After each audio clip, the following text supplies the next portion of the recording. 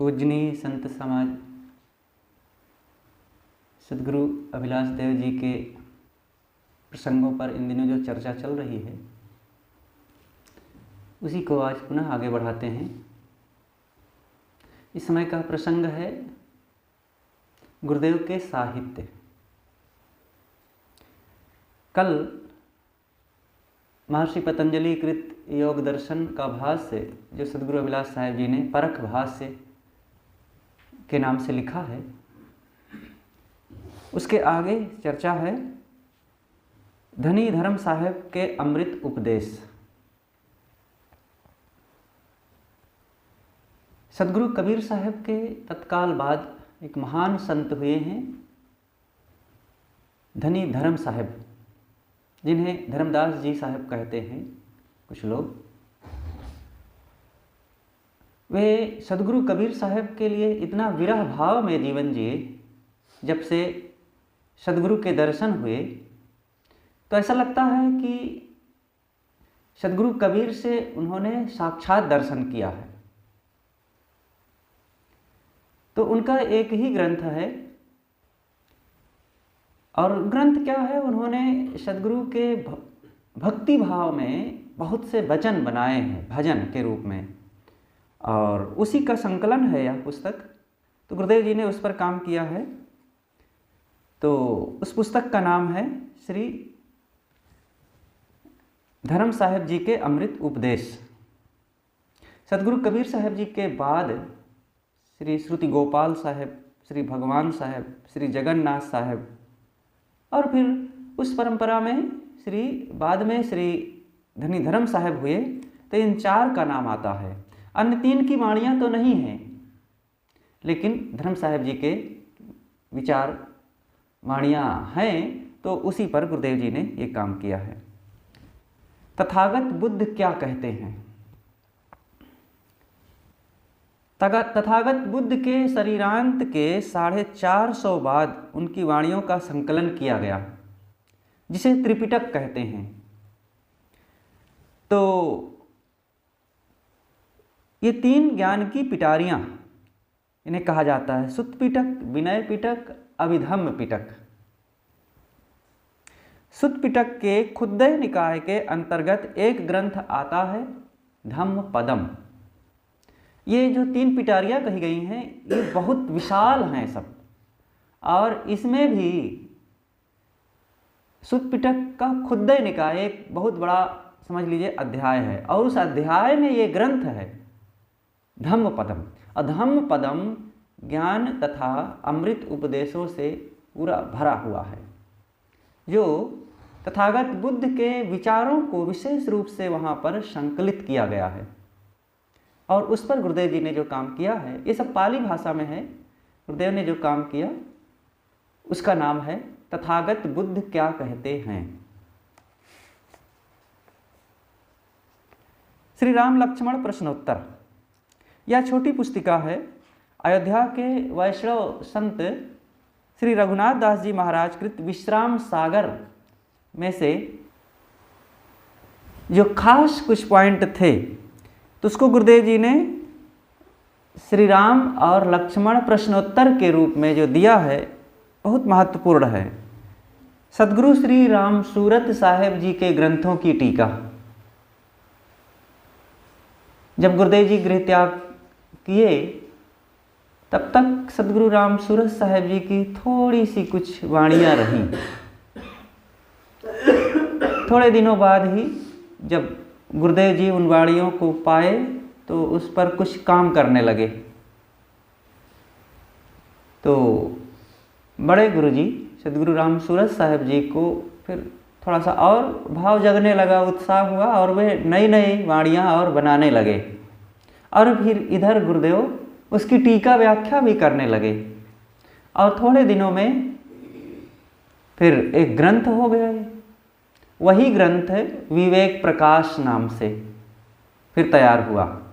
मूल को भी छाप दिया गया, और जो टीका रूप में हुई सन 1960 ईस्वी में फिर इसको पहली बार ग्रंथ के रूप में छापा गया। ये ग्रंथ बहुत महत्वपूर्ण है। इसमें 125 कहानियाँ बड़ी रोचक हैं, और छंद, कवित्त, चौपाई, भजन, सवैये आदि से बहुत सुसज्जित यह ग्रंथ सब नर नारियों के लिए कल्याण की सामग्री से भरा हुआ है। दूसरा ग्रंथ है सदगुरु राम सूरत साहिब जी का रहनी प्रबोधनी। ये इसमें बहुत सी शंकाओं को उठा करके समाधान किया गया है जो समाज में प्रचलित हैं, जैसे वृक्ष वनस्पतियों में जीव होता है कि नहीं होता है, दूध क्या मांसाहार है, और जीव का कल्याण कैसे होता है। इस प्रकार छोटी छोटी बातों को सैकड़ों प्रश्न उठाए गए हैं। उन वाणियों के आधार पर सदगुरु राम सूरत साहिब जी की जो वाणी है, उन वाणियों की टीका करते हुए उसी में शंका उठाई गई और फिर गुरुदेव जी ने समाधान किया है। तीसरा ग्रंथ है बोधसार। बोधसार ये मध्यम दर्जे का ग्रंथ है, बहुत बड़ा नहीं है। इसमें जड़ चेतन, निर्णय, भक्ति, ज्ञान, वैराग, सदाचार आदि सभी विषयों पर बड़ा सुंदर विवेचन किया गया है। यह अत्यंत सरल, रुचिकर एवं प्रेरणात्मक पुस्तक है। इसमें भी लगभग 100 कहानियाँ छोटी बड़ी दी गई हैं। बहुत ही आकर्षक है ये पुस्तक। चौथा है गुरु पारख बोध। गुरु पारख बोध सदगुरु राम सूरत साहिब जी का सबसे छोटा ग्रंथ है। इसमें आचार विचार, सदाचार, भ्रम निवारण आदि की बातें थोड़े में बहुत अच्छे ढंग से बताई गई है। अब आगे सदगुरु विशाल साहेब की वाणियों पर टीकाएं। सदगुरु विशाल देव 18वीं शताब्दी के उत्तरार्ध में एक महान युग पुरुष हो चुके हैं, जो वैराग्यवान थे, परम वैराग्यवान, आत्मलीन, बाह्य प्रवृत्तियों से परे अंतर्मुखता का जीवन जीने वाले महापुरुष थे। उन्होंने अपनी 40 साल की उम्र के बाद कुछ वाणियाँ बनाना शुरू कर दिया। संतों ने सुना, उन्हें लगा कि ये तो कहीं लिखा नहीं है, कहीं सुना नहीं गया, संभव है कि गुरुदेव ने स्वयं बनाया है। निवेदन किए कि गुरुदेव आप बोल दीजिए, जो आप नया वचन बनाते हैं। तो धीरे से फिर वे बोलने लगे, लिखा गया। वे खुद लिखे नहीं, एक भी वचन नहीं लिखे, लेकिन बोल बोल करके 4 ग्रंथ तैयार हुए, भवयान, मुक्ति द्वार, सत्यनिष्ठा और नवनियम। तो उन्हीं ग्रंथों का ये पूरा संग्रह है। और इन चारों ग्रंथों को सदगुरु श्री प्रेम साहब जी ने टीका की है। एक बार सदगुरु अभिलाष साहब जी, सदगुरु प्रेम साहब जी और एक संत और थे, सुबह सुबह कहीं भ्रमण करने के लिए निकले थे और बात चर्चाएं कुछ चल रही थी विशाल देव की वाणियों पर। तो आगे आगे श्री प्रेम साहब जी थे, तो वे घूम करके सदगुरु अभिलाष साहब जी की ओर मुख करके खड़े हो गए और कहते हैं कि आप विशाल देव की वाणियों पर काम कीजिए। तो गुरुदेव ने कहा कि साहब आपने तो किया ही है और मैं क्या करूँगा। कहे नहीं, आप करोगे तो बहुत अच्छा रहेगा, आप उसको कीजिए। और फिर गुरुदेव जी का उस समय तो कोई विचार नहीं बना, लेकिन धीरे से फिर आपने शुरू किया और पारक प्रकाश में देते रहे और फिर वही सारे विचार इकट्ठे किए गए और गुरुदेव जी ने उन पर जो टीका किया वो अलग पुस्तक के रूप में आ गया। तो भावयान पर जो टीका है बहुत मार्मिक है, थोड़े में, लेकिन साधकों को पढ़ने लायक है। भवयान ग्रंथ में इच्छा परीक्षा, जगत जहर, वैराग्य वित्त, अपना बोध, साखी सुधा, ये सारे प्रसंग भवयान के ही हैं जो बहुत ही कल्याणकारी विषय से भरे हैं। दूसरा ग्रंथ है मुक्ति द्वार सटीक। इसमें सद्गुण शतक, जगत अनादि शतक, स्वतंत्र जीव शतक, मोक्ष बंध शतक, निवृत्ति साहस शतक, शांति शतक और शब्द विभाग, ये 7 प्रकरण हैं और सब मोक्ष प्रसंगों से संयुक्त हैं और ये पढ़ने योग्य पुस्तक है। सत्यनिष्ठा और नवनियम, नवनियम छोटा सा ग्रंथ है और इसकी टीका सत्यनिष्ठा में ही गुरुदेव जी ने जोड़ दिया है। और सत्यनिष्ठा ग्रंथ गुरु निर्णय पर विचार किया गया है खास रूप से। तो ये सब पर गुरुदेव जी ने बहुत बढ़िया काम किया। हम थोड़े में यहाँ कह रहे हैं, इन पुस्तकों का जो विषय है बड़ा रोचक, आकर्षक, साधकों के लिए बड़ा महत्वपूर्ण है। आप खुद पुस्तक पढ़ करके इसके महत्व को विशेष रूप से समझ सकते हैं। अब आगे साधकों के लिए विशेष गुरुदेव जी ने किन पुस्तकों की रचना की है। विशाल देव की वाणियों पर ही एक शोध प्रबंध मानो लिख गया हो, और वो है मोक्ष शास्त्र। मोक्ष शास्त्र में शुरू में जो प्रथम अध्याय है, विशाल देव के जीवन की कुछ घटनाओं को और गुरुदेव जी से जुड़े हुए प्रसंगों को अलग से लिखा गया है। उसके पश्चात फिर उनकी समग्र वाणियों को थोड़े में निबंधात्मक ढंग से लिखा गया है, जो वो बहुत ही मार्मिक है।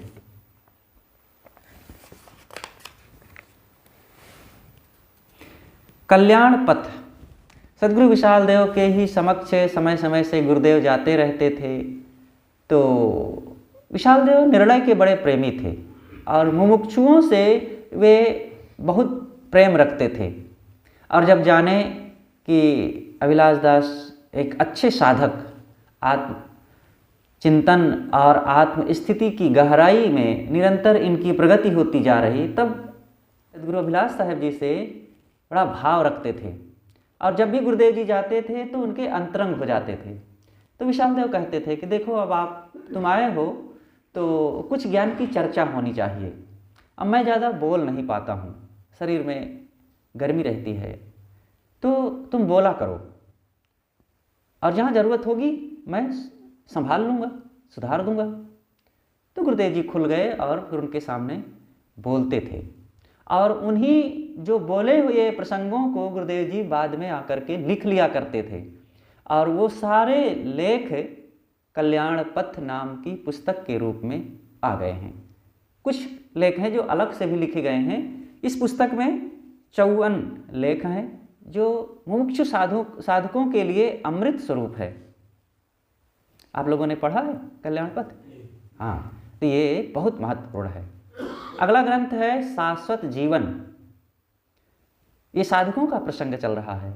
शाश्वत जीवन, ये पारक प्रकाश में समय समय से गुरुदेव जी परमार्थ पथ नाम का एक उसमें स्तंभ था, तो उसी में बीच बीच में देते थे। जब भी पारक छपता था तो एक छोटा सा लेख गुरुजी परमार्थ पथ के नाम से देते थे। और उन समस्त लेखों का संग्रह ये शाश्वत जीवन पुस्तक हो गई। और इसमें 73 लेख हैं जो बहुत ही महत्वपूर्ण है। यह पुस्तक 1986 ईस्वी में छपी, तो साधकों ने इसका खूब स्वागत किया। सहज समाधि,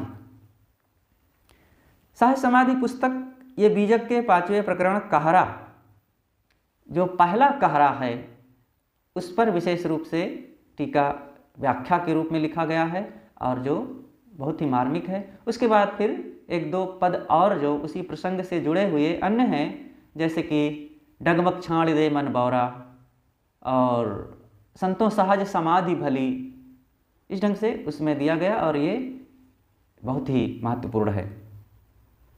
ब्रह्मचर्य जीवन, ब्रह्मचर्य साधना पथ में अत्यंत आवश्यक है। ब्रह्मचर्य परमार्थ पथ की रीढ़ है, इसके बिना तो कोई परमार्थ पथ में चल ही नहीं सकता है। और गुरुदेव जी ने इस पुस्तक को छत्तीसगढ़ में लिखना शुरू किया, और ये सभी लोगों के लिए बड़ा ही उपयोगी है। गृहस्थ, विरक्त, किशोर, युवक, नर, नारी, सबके लिए ब्रह्मचर्य की अत्यंत उपयोगिता है। और मन की शांति के लिए इसकी बहुत ज़रूरत है।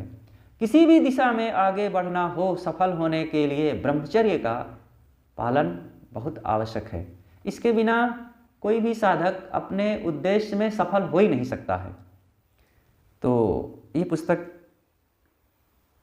जब तैयार हुई तो पूज्य सद्गुरु श्री ज्ञान साहब जी ऋषिकेश में थे, परमार्थ निकेतन में पढ़ाई कर रहे थे। तो आपने पूरी पुस्तक की पांडुलिपि डाक द्वारा वहाँ भेजा और कहा कि आप इस पर भूमिका लिखिए। और जब सद्गुरु ज्ञान साहिब जी उसको पाए, पढ़े, बहुत खुश हुए और एक अच्छी भूमिका लिखे उस पर। अब आगे डायरियाँ, जो साधकों के लिए विशेष रूप से गुरुदेव जी ने काम किया है वो डायरियाँ हैं। सन 1991 में कबीर पारक संस्थान इलाहाबाद में ध्यान शिविर शुरू हुआ और ध्यान शिविर में हॉल में, जो प्रीतम नगर हॉल है, गुरुजी थोड़ा सा कुछ कोटेशन लिख देते थे तो उसमें एक ब्लैक बोर्ड है, तो उस कोटेशन को ब्लैक बोर्ड में लिख दिया जाता था, तो साधक लोग उसको पढ़ते थे, नोट भी कर लेते थे, बहुत अच्छा होता था। बस थोड़ा सा 4-6 लाइन का होता था जो अमृत स्वरूप होता था। तो ध्यान शिविर समाप्त हुआ और गुरुदेव जी लिखना बंद कर दिए। तो श्री देवेंद्र साहब, जो पहले श्री भूषण साहब के नाम से थे, तो जा करके निवेदन किए कि गुरुदेव आप ध्यान शिविर में लिख दिया करते थे तो बहुत अच्छा होता था, हम लोग पढ़ते थे, बड़ा मन को संतोष होता था, शांति मिलती थी, अब आप उसको रोज़ लिख दिया करें। कहा ये सब झंझट हमको रोज़ लिखने का मत दो। लेकिन फिर वे दूसरे दिन एक डायरी लेकर के गए, कहें गुरुजी आप इसमें लिख दिया करें। गुरुजी झिड़क दिए, हटाओ ये सब। लेकिन देवेंद्र साहब उदास होकर के आके फिर एक किनारे खड़े हो गए हाल में। तो गुरुजी बाहर निकले और कहा कि ठीक है बेटा लाओ। और फिर गुरुजी उसी दिन से लिखना शुरू कर दिए और फिर रोज़ लिखते थे। साल में फिर 365 दिन लिखते रहे। रोज़ लिखने की एक डायरी ही आपकी प्रत्येक 1 जनवरी को शुरू की जाती थी और फिर वही डायरियाँ करीब 12-14 वर्षों में कई पुस्तक का रूप ले ली। उन डायरियों में पहली जो डायरी छपी है पुस्तक के रूप में, बूंद बूंद अमृत, ये 1993 और 94 का इसमें सारा विषय है। दूसरी है सब सुख तेरे पास, ये 95, फिर बसे आनंद अटारी, छाड़ो मन विस्तारा, हंसा सुधि करो अपनो देश, घूंघट का पट खोल, उड़ी चलो हंसा अमर लोक को, समुद्र समाना बूंद में, मेरी और हैनसांग की डायरी, बंदे करिले आप निबेरा, भूला लोग कहें घर मेरा, ऊंची घाटी राम की, मन मस्त हुआ तब क्यों बोले। इस प्रकार से ये 2006 तक की डायरियां हैं। बाद में 2 डायरियां और छपी हैं और कई डायरियां छपने को बाकी है। लेकिन ये अमृत विषय वस्तु से पूरा भरी हुई डायरियां हैं। साधक जन यह लगभग कोई भी नर नारी इसे पढ़ सकते हैं और खूब पढ़ते हैं। इनमें 2 डायरियां इतिहासात्मक है। मेरी और हैनसांग की डायरी, जो चीनी यात्री थे हैनसांग, 2 यात्री चीन से आए थे, फायान और हैनसांग। तो गुरुदेव जी को हैनसांग की डायरी मिल गई थी, उनकी छपी हुई। तो उसके आधार पर गुरुदेव जी ने अपनी डायरी में रोज़ पूरा उनके यात्राओं का विवरण लिखते हुए, यहाँ की कैसी कैसी घटनाएं, क्या क्या उन्होंने देखा और उस समय का समाज कैसा था, देश की स्थिति क्या थी, वो भी सब विवरण पूर्वक अपनी डायरी में लिखा और वो छपा, बहुत महत्वपूर्ण है। दूसरी डायरी है बंदे करले आप निबेरा, यह भी इतिहासात्मक है। बाबर नामा, जो पश्चिम से बाबर आया खैबर दर्रा पार करते हुए और भारत में फिर तभी से मुग़ल शासन शुरू हो गया। उसके बाद बाबर का बेटा हुमायूं और फिर अकबर, ये सब आते रहे। इनका फिर पूरा वंश परंपरा ही यहाँ रुक गई और उसकी जो बाबर की स्थितियाँ थी, उन्होंने भारत में आकर के क्या देखा, क्या अनुभव किया, कैसे जीवन जिया, वो सब का विवरण गुरुदेव जी ने इसमें दिया है, तो भी पढ़ने योग्य है। संत लाओत्जे क्या कहते हैं? संत लाओत्जे चीन के राजा के कोषागार के एक बड़े संरक्षक मंत्री थे। बड़े अच्छे सुलझे हुए व्यक्ति थे। अपने प्रौढ़ अवस्था में उन्होंने फिर राजकाज की व्यवस्थाओं को देखा और वहाँ के छल कपट धोखेधड़ी को भी देखा, तो सबसे बड़ी वितृष्णा उनको हो गई और उन्होंने आत्मकल्याण और साधना का जीवन चाहा और फिर वे छोड़ छाड़ करके राजकाज को चल दिए। राजा ने उनको बुलाने के लिए सिपाही भेजा, लेकिन वे लौटे नहीं। सिपाहियों ने कुछ प्रलोभन भी दिया, लेकिन वे किसी प्रलोभन में फंसे नहीं। तो लाओत्जे जहाँ थे, किसी जंगल में एक पेड़ के नीचे पानी चारों तरफ भरा हुआ था। तो सिपाही से लाओत्जे ने कहा कि इन मेढकों को रुपए, पैसे, धन, पद, अधिकार देख करके क्या प्रलोभित कर सकते हो? क्या ये तुम्हारे साथ जा सकते हैं?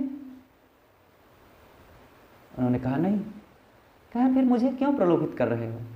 इन मेढकों को इन पानी में रहना और पानी के आसपास रहना, उछलना कूदना यही अच्छा लगता है। इनकी अपनी मौज है, बस मेरी अपनी मौज है, मुझे रहने दो, मैं जहाँ हूँ जैसे हूँ बहुत अच्छा हूँ।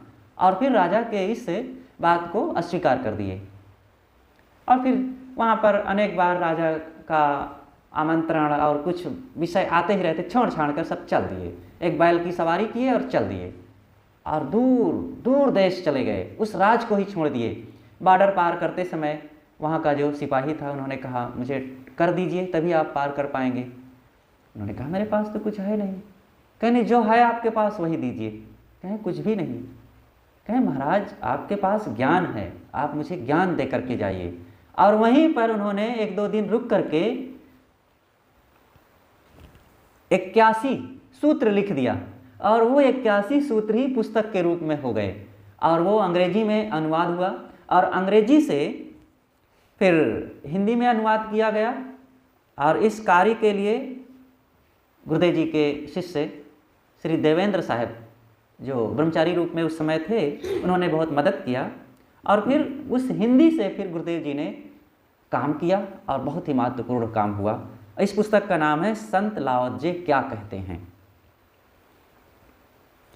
समीक्षात्मक ग्रंथ। समीक्षा का अर्थ ही होता है किसी विषय की छानबीन करना और उस पर कोई निर्णय देना।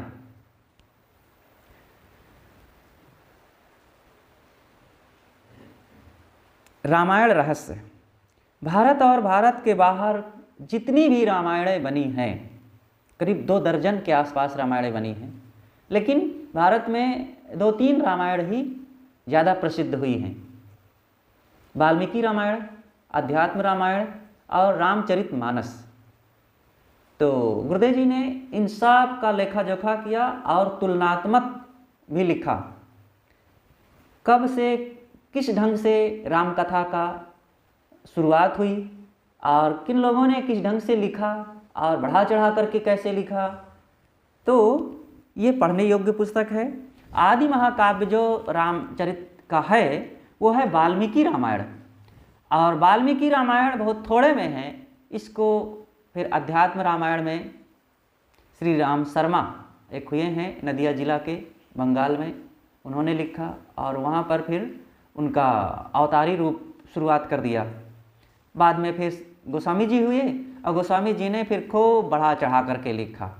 तो इस पर भी गुरुदेव जी ने काफ़ी समीक्षा किया है, आप पढ़ करके उसको देख सकते हैं। महाभारत मीमांसा।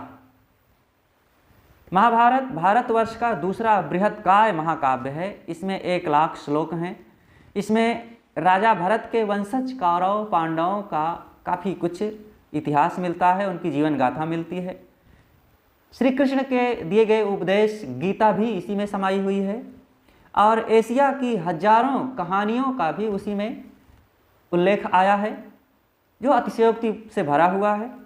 ये पुस्तक बहुत विशालकाय है, 6 खंडों में है।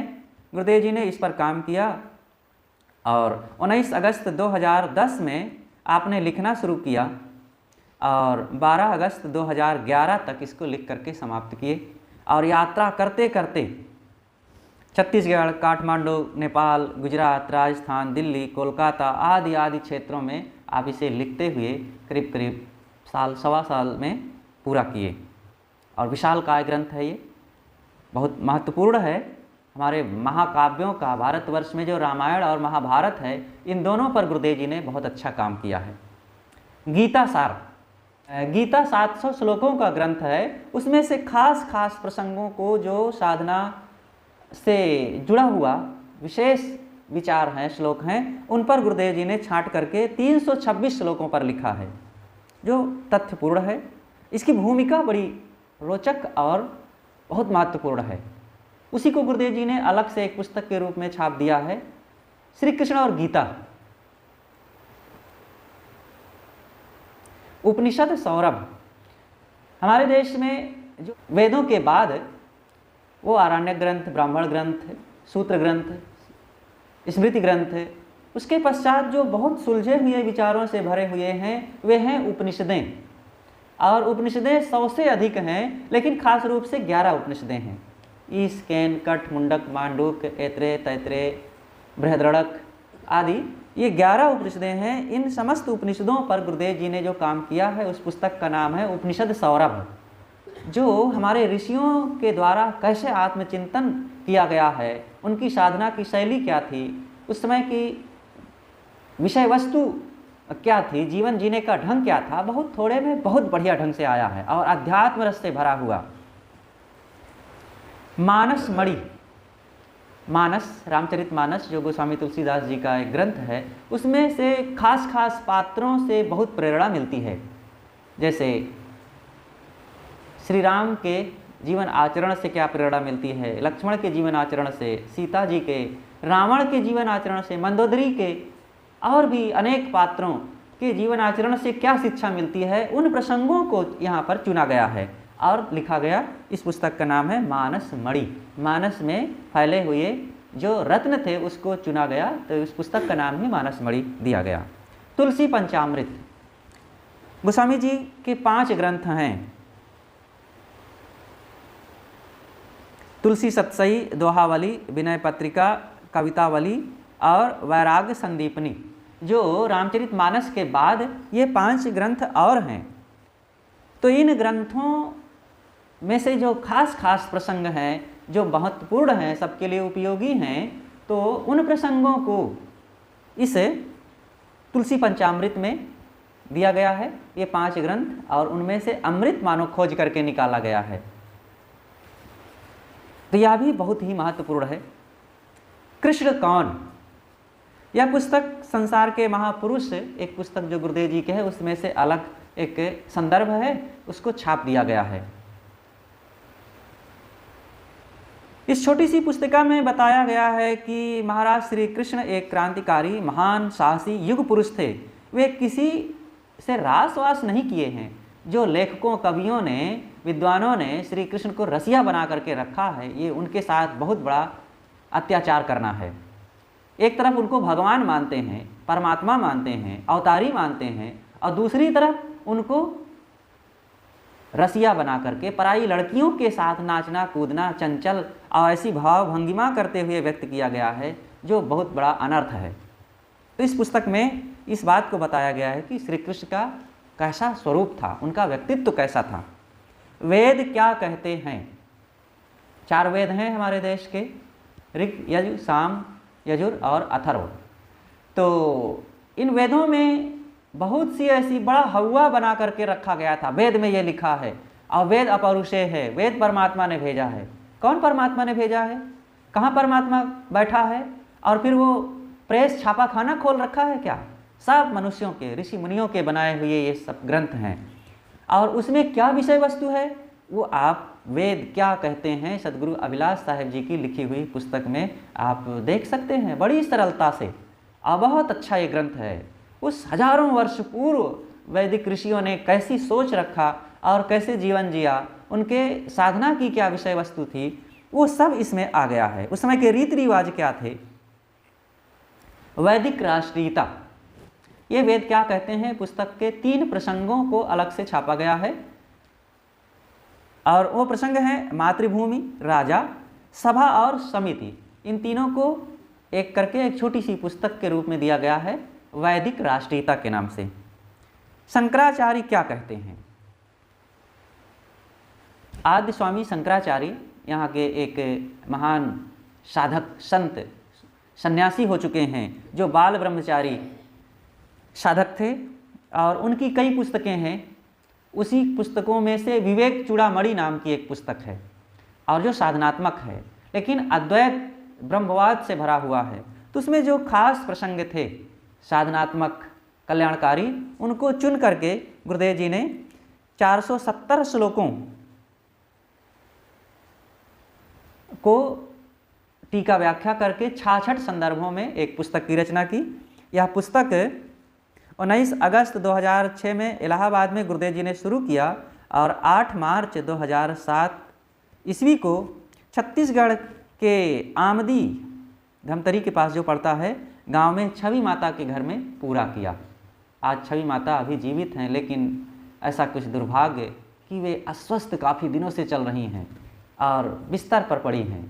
इतनी समर्पित, भक्तिमान, ज्ञानवान और संतों के लिए अनन्य विरह भाव से जीने वाली, लेकिन ऐसा प्रारब्ध होता है। आज वे बिस्तर पर हैं और 1-2 वर्ष हो चुके, ज़्यादा ही हो चुके।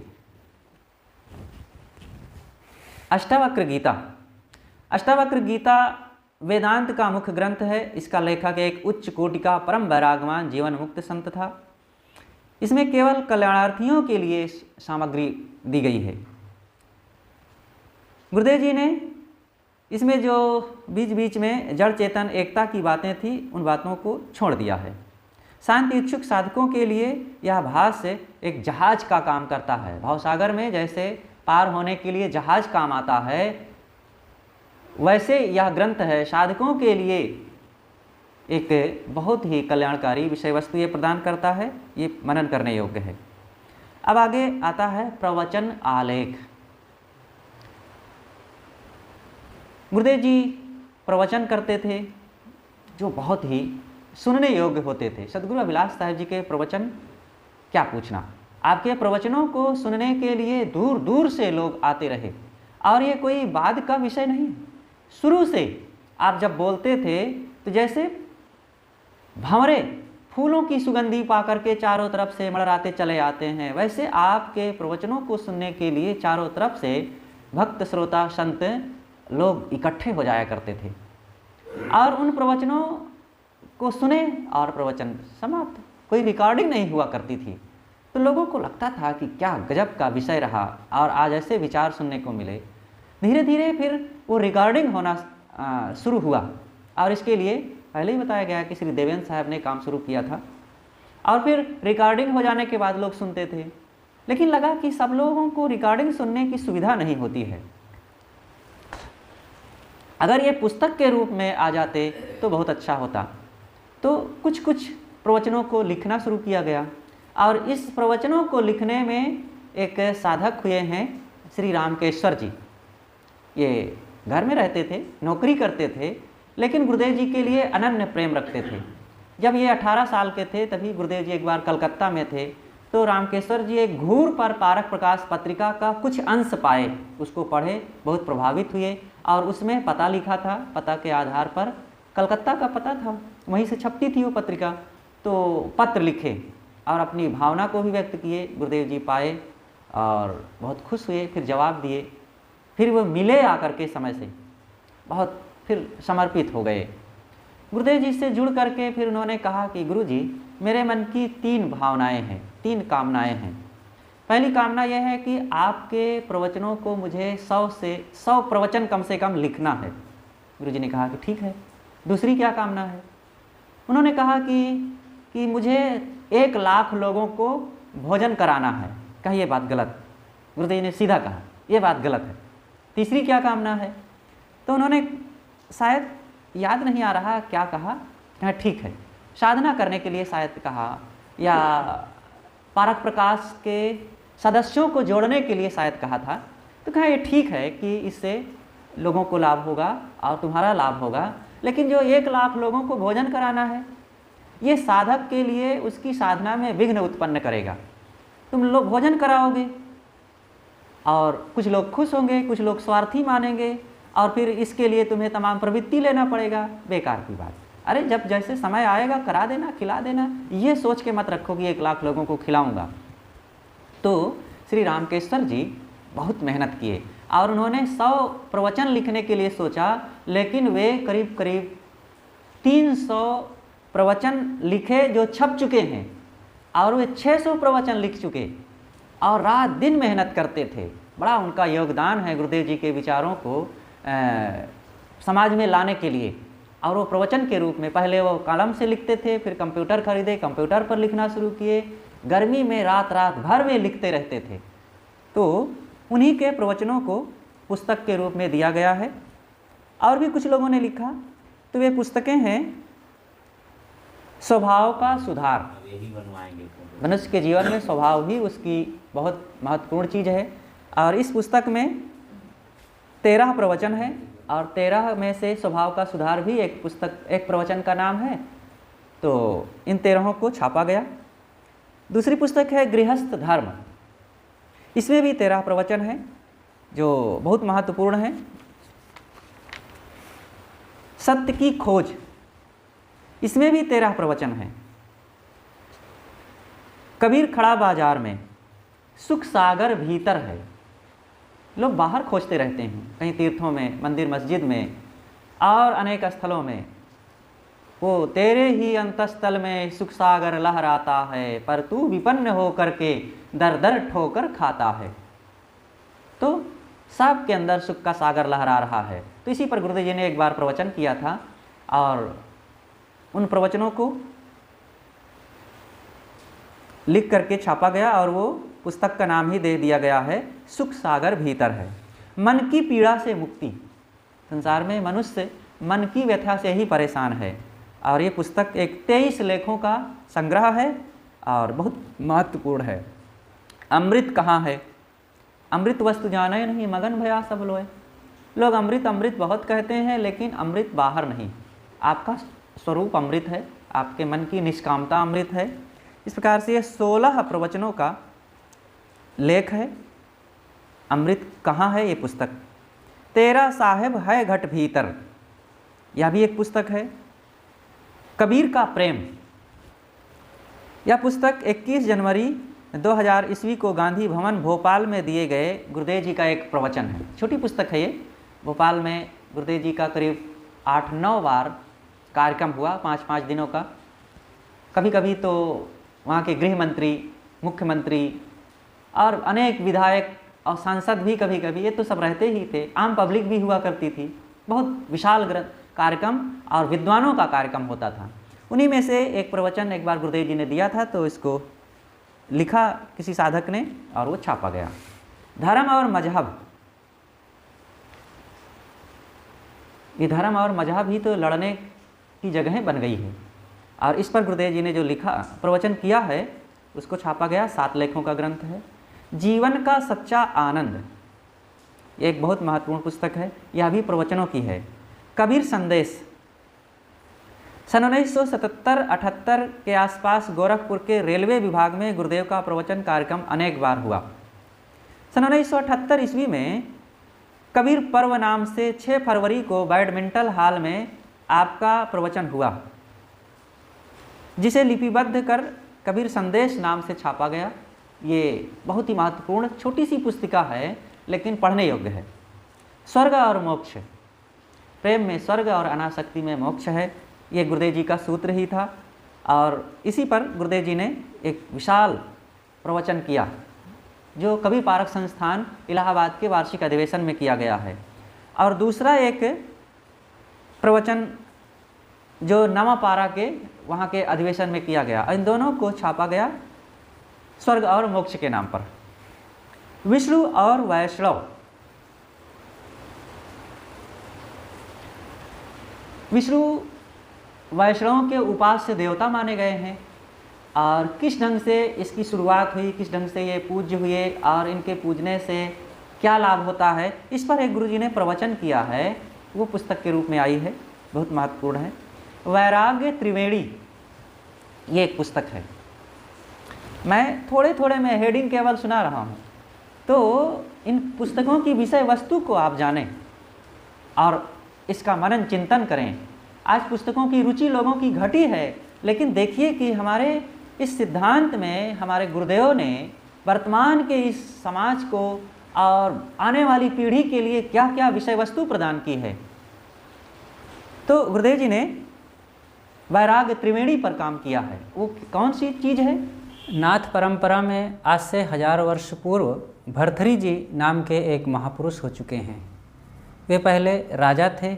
जब राजपाट में थे तो उन्होंने 2 ग्रंथ लिखा, श्रृंगार शतक और नीति शतक।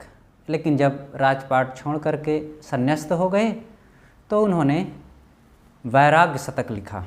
तो वैराग शतक गुरुदेव जी उनका मनन चिंतन करते रहे और उसी पर समय से साधकों में बोलते थे। तो एक बार जब प्रीतम नगर कबीर संस्थान में आप प्रवचन किए भरथरी जी के वैराग शतक पर, तो उसको रिकॉर्डिंग किया गया और उसी को फिर छाप दिया गया थोड़े में। और दूसरी एक पुस्तक है गोस्वामी तुलसीदास जी की वैराग संदीपनी के नाम से, उस पर प्रवचन किए और उसको भी छापा गया। तीसरा एक ग्रंथ है सदगुरु श्री पूरण साहिब, जो हमारी परंपरा के एक महान वैरागवान संत हुए, उनका एक छोटा ग्रंथ है वैराग शतक, और गुरुदेव जी उस पर बोले।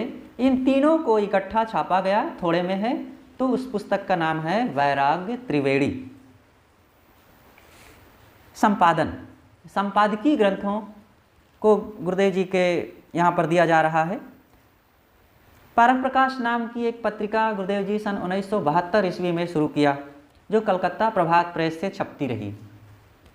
तो उसमें अनेक लेखकों के लेख तो आते थे, लेकिन विशेष स्तंभ भी कई दिए गए हैं, और उस स्तंभों में गुरुदेव जी बराबर लेख लिखते रहे।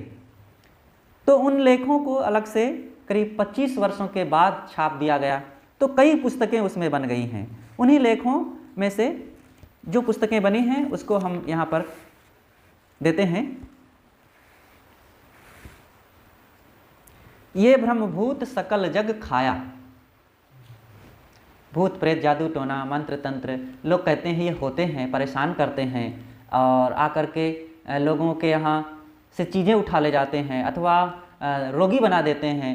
तो ये केवल भ्रम है, और इस पर बहुत सारी घटनाएं, इसका जो पर्दाफाश हुआ, लोगों ने अपने अनुभूत विषयों को पारक प्रकाश पत्रिका में छपने के लिए गुरुदेव जी के पास भेजा, और गुरुदेव जी ने कई इसका स्पष्टीकरण किया, समाधान किया, साक्षात्कार किया। उन समस्त लेखों को जब अंतिम में छापा गया तो उस पुस्तक का नाम दिया गया ये ब्रह्मभूत सकल जग खाया, जो बड़ी रोचक है, पढ़ने योग्य है। एक स्तंभ था पारक प्रकाश पत्रिका में शंका समाधान। लोग अपने प्रश्न पूछते थे, गुरुदेव जी उत्तर देते थे, और इन प्रश्नों में आपके भी कोई प्रश्न हो सकते हैं, और नर नारी बालक वृद्ध साधु गृहस्थ कोई भी होते थे, और गुरुदेव जी ने उन समस्त प्रश्नों का जवाब दिया, और उन सारे प्रश्नों को इकट्ठा करके छापा गया। ये लगभग 1100 प्रश्नों से ज़्यादा हैं, और वो पुस्तक का नाम है प्रश्नोत्तरी। पत्रावली एक बहुत ही महत्वपूर्ण पुस्तक है, आप इसे पढ़ेंगे तो बहुत आनंद आएगा। पत्रावली नाम से गुरुदेव जी का यह भी पारक प्रकाश पत्रिका के एक स्तंभ है। सुधार के पत्र नाम से पहले होता था, और लोग अपनी समस्याएं भेजते थे, अपने मन के भाव भेजते थे, और अपने वैराग्य भाव आने वाले मन की उस दशा को भेजते थे। तो गुरुदेव जी उसके लिए दिशा निर्देश करते थे बड़े प्रेम से। तो वो सारे प्रश्नों का जो जवाब था वो व्यक्तिगत रूप से हुआ करता था, तो उसको छापा गया पत्रावली नाम से। पत्रावली को पढ़ करके ही इस समय बेतिया की जो देवी है अर्चना रानी, ये मगहर में एक पुस्तक पा गई पत्रावली, और आकर के पढ़ी तो इतना प्रभावित हुई कि गुरुदेव जी के पास फ़ोन किया, और फिर गुरुदेव से बात हुई, गुरुजी से जुड़ गई, फिर उनका पूरा परिवार जुड़ गया, और आज देखो साहब भक्ति भाव में लगे हुए, और गुरुदेव जी के लिए अनन्य श्रद्धा भक्ति और उनके विचारों से जुड़े हुए। तो ऐसी ऐसी पुस्तकें होती हैं जो कोई किसी को अपील कर जाती है। तो पत्रावली उनको बहुत प्रभावित की, आज भी वे उस पत्रावली पुस्तक का गुणानुवाद करते नहीं थकते। व्यवहार की कला, ये व्यवहार वीथी नाम से एक स्तंभ था, तो उसमें से दिए गए लेखों को छापा गया। ढाई आखर एक बहुत अच्छी पुस्तक है। धर्म को डुबाने वाला कौन? लोग कहते हैं मुसलमान लोग हिंदू धर्म को डुबा रहे हैं, मुसलमान लोग कहते हैं हिंदू लोग हमारे धर्म को चौपट कर रहे हैं, ईसाई कहते हैं दूसरे लोग। अरे कोई किसी को चौपट नहीं करता है, धर्म को डुबाने वाले धार्मिक लोग हैं, और जो जिस परंपरा में हैं उसी परंपरा के लोग उनको डुबाते हैं, और ख़ास रूप से हम खुद अपने को डुबाते हैं। तो इस ढंग से इसमें बहुत अच्छे लेख दिए गए हैं, आप इसको पढ़ करके समझ सकते हैं। समझे की गति एक है, ये विवाद तो अधूरेपन में होता है। लोग बिना समझे ही कहें कबीर ये बीच के बल कही और के और, जो समझदार होते हैं वो कुछ का कुछ नहीं बोलते हैं। तो इस पर एक पुस्तक ही है गुरु जी की, आप इसको पढ़ सकते हैं। दार्शनिक ग्रंथ, दार्शनिक ग्रंथों में सबसे महत्वपूर्ण ग्रंथ, विशालकाय ग्रंथ है गुरुदेव जी का कबीर दर्शन। कबीर दर्शन में 7 अध्याय हैं।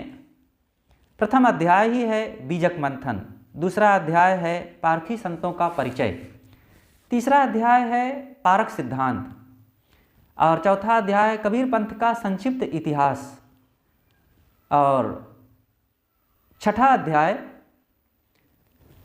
कबीर और कबीर पंथ से प्रभावित संत मत, और 7वां अध्याय उपसंहार है। इस प्रकार से ये 7 अध्यायों का विशाल ग्रंथ है। अब इसमें जो विषय वस्तु है वो यहाँ पर कहने का समय नहीं है। आप इसको जब देखेंगे तो लगेगा कि सदगुरु कबीर के विचारों की समस्त सामग्री इसमें आ गई है, और थोड़े में सूत्र रूप में, और पारखी संतों का जो परिचय और तुलनात्मक अध्ययन जो भारतीय शास्त्रों से किया गया है, बहुत ही गहन गंभीर ये ग्रंथ है। आप इसको पढ़ करके देख सकते हैं। जगन मीमांसा, ये भी दार्शनिक ग्रंथ है।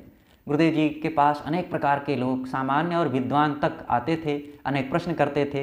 ये दुनिया कैसे बनी, दुनिया को चलाने वाला कौन है, वृक्ष वनस्पतियों में जीव है कि नहीं है, और सृष्टि कैसे उत्पन्न हुई, ईश्वर क्या है, आदि आदि। ये 5 तत्व तो स्वतः हैं कि कोई स्वयंभू इसको चला रहा है। ये समस्त प्रश्नों का समाधान गुरुदेव जी करते थे। लोगों ने आग्रह किया कि आप इस पर एक पुस्तक लिख दीजिए, तो फिर आपने उस पर कलम उठाया और बहुत महत्वपूर्ण पुस्तक हुई। आलोचनात्मक ग्रंथ, गुरुदेव जी ने आलोचनात्मक ग्रंथों में एक ही पुस्तक लिखा है, वह है कबीर पर शुक्ल की और मेरी दृष्टि। आचार्य रामचंद्र शुक्ल हिंदी साहित्य के स्वनामधन्य लब्ध प्रतिष्ठ साहित्यकार हुए हैं।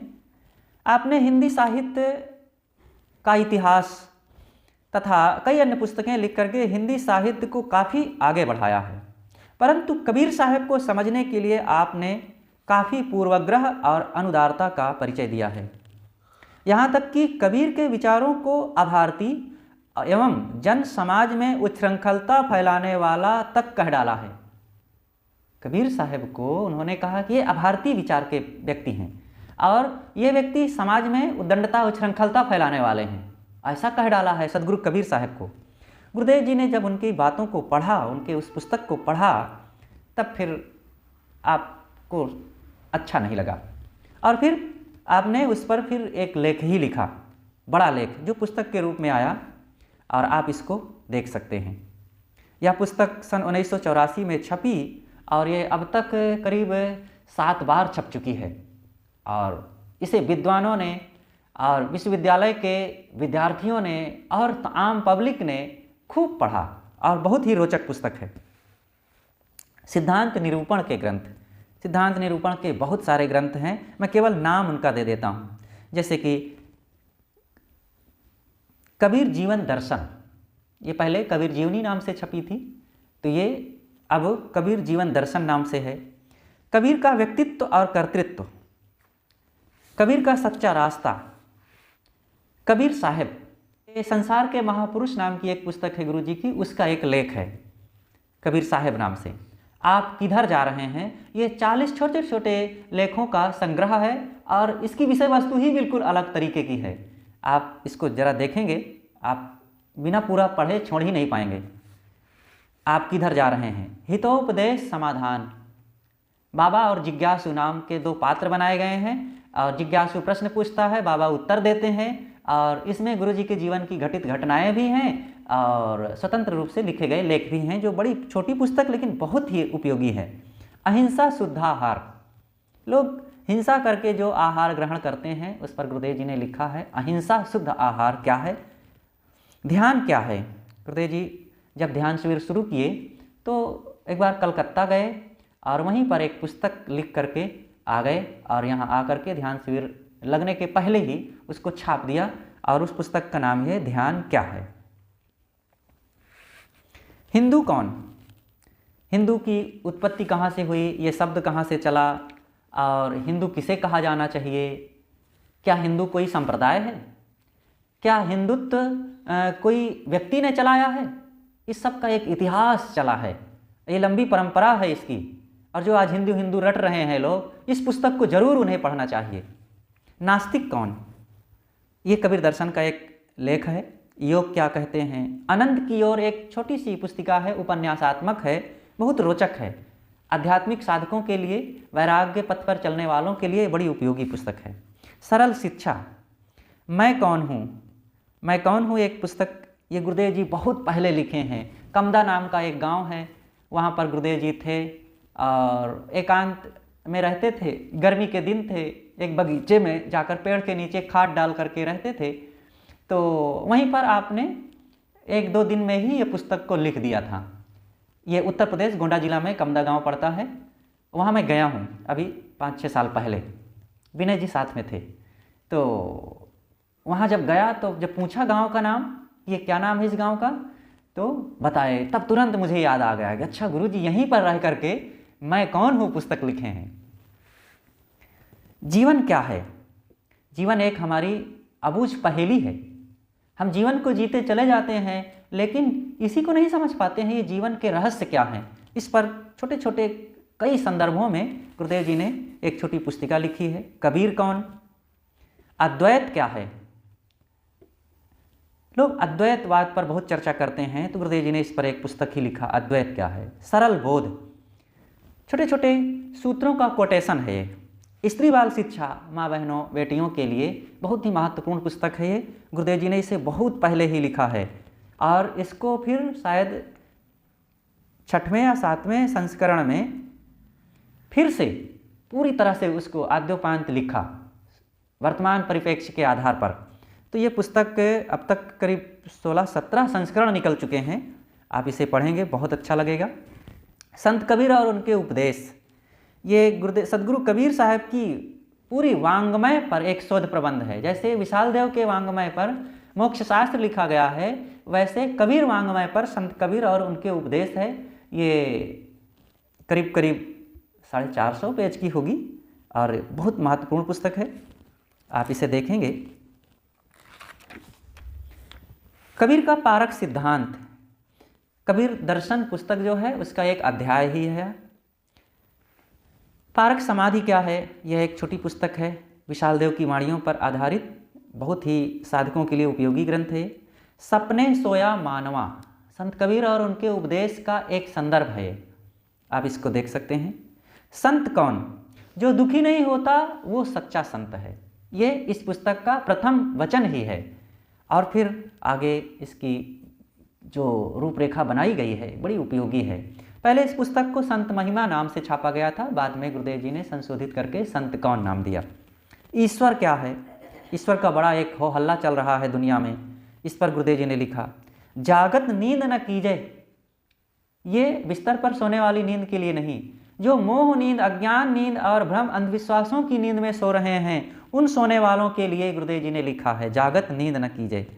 संसार के महापुरुष, ये 30 महापुरुषों के जीवन पर आधारित जो विशेष विषय वस्तु है, जैसे श्री राम, श्री कृष्ण, बुद्ध, महावीर, कबीर, दयानंद, विवेकानंद, संत लाओ त्से, अब्राहम लिंकन आदि महापुरुषों पर ये बहुत ही महत्वपूर्ण और हमारे देश का एक रत्न धरोहर के रूप में ये पुस्तक है।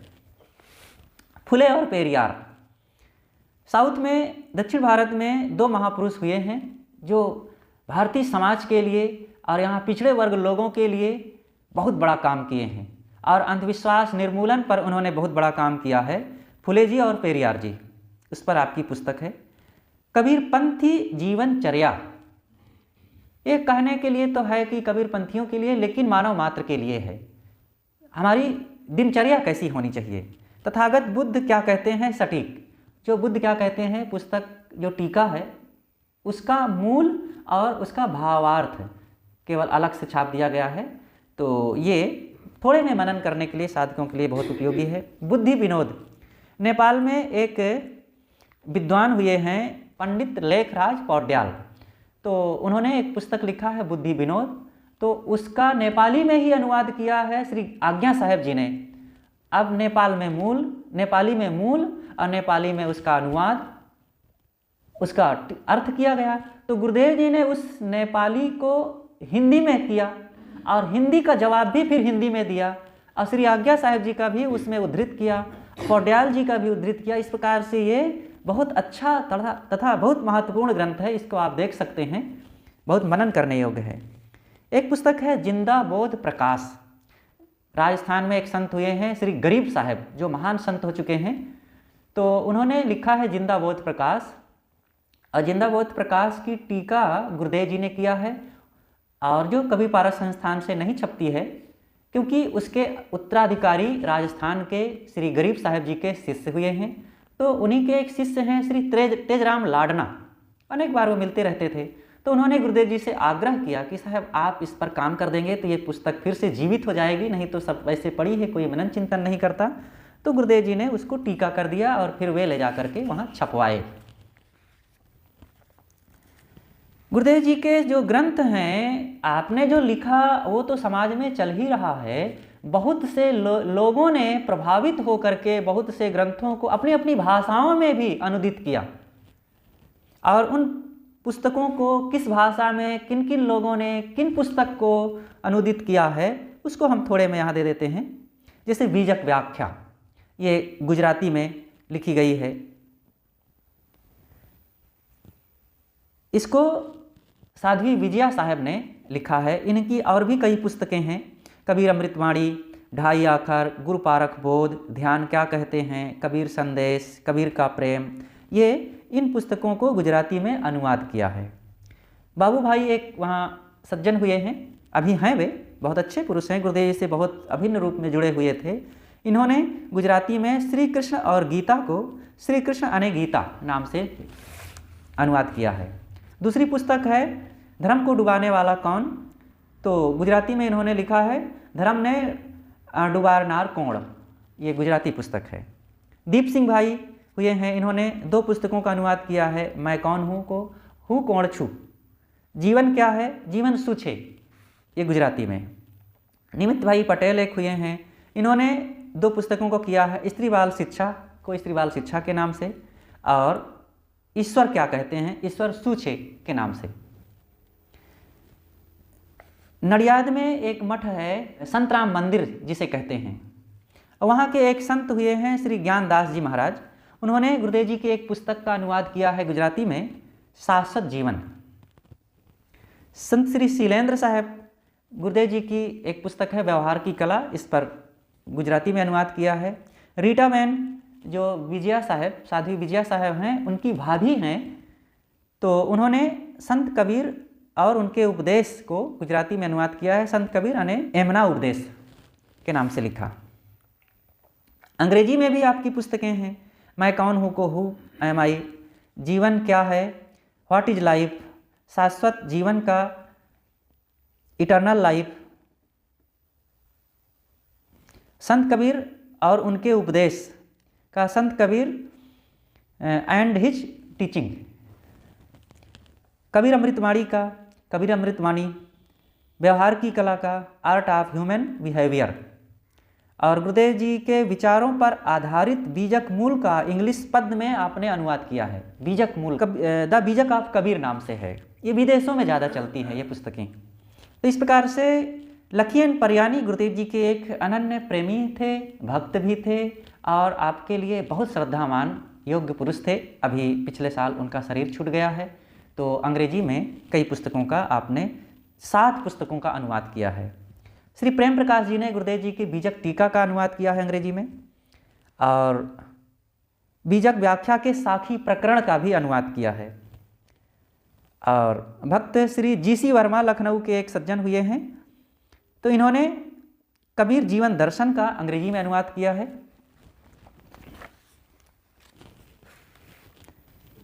इस प्रकार रास बिहारी नाम के एक सज्जन दिल्ली के हुए हैं, इन्होंने जीवन का सच्चा आनंद, मराठी में भी गुरुदेव जी की बीजक टीका का अनुवाद हुआ है।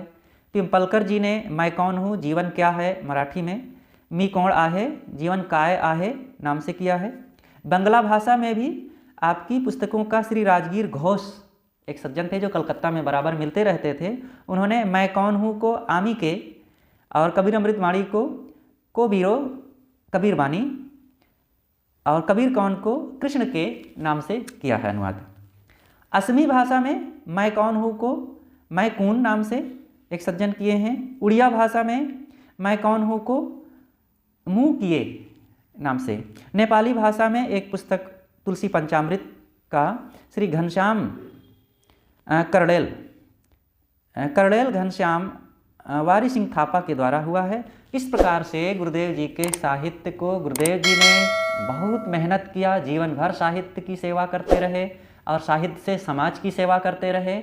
और आपके विचारों से प्रभावित होकर के बहुत से संत भक्त नर नारी विद्वान आपकी पुस्तकों का भी अनेक भाषाओं में अनुवाद किया है, जो हम सबके लिए बहुत उपयोगी है, मनन चिंतन करने योग्य है। महापुरुष बड़ा काम किए हैं और हम सब लोगों के लिए वो किए हैं। कुछ वे अपने लिए नहीं, वो तो साधना करते, अपने आप में रहते, उनका काम हो गया। यही है करुणा दृष्टि, कृपा दृष्टि। हमें उनकी इस कृपा दृष्टि को स्वीकार करके अपने जीवन का कल्याण करना चाहिए। तो अभी तक गुरुदेव जी के साहित्य पर जो चर्चाएं होती रही वह आज समाप्त होती है और आज का समय भी यहीं पर समाप्त होता है। बोलिए सद्गुरुदेव की जय।